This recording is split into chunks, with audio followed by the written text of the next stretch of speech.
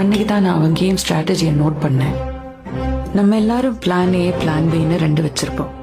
ஆனா பெஞ்சமின் மட்டும் 3ஆவதா பிளான் சின்னு ஒண்ணு வச்சிருப்பான். அவன் 3 பிளானுக்கும் ஒரே டைம்ல காய் நகர்த்த ஆரம்பிப்பான். இது எதுவுமே அவன் ஆடும்போது நமக்கு தெரியாது, ஆட்டத்தை முடிக்கும் போதுதான் நமக்கு தெரியும்.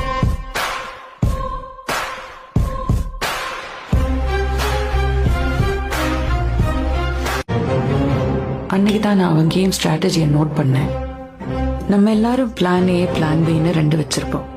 ஆனா பெஞ்சமின் மட்டும் 3ஆவதா பிளான் சின்னு ஒண்ணு வச்சிருப்பான். அவன் 3 பிளானுக்கும் ஒரே டைம்ல காய் நகர்த்த ஆரம்பிப்பான். இது எதுவுமே அவன் ஆடும்போது நமக்கு தெரியாது, ஆட்டத்தை முடிக்கும் போதுதான் நமக்கு தெரியும்.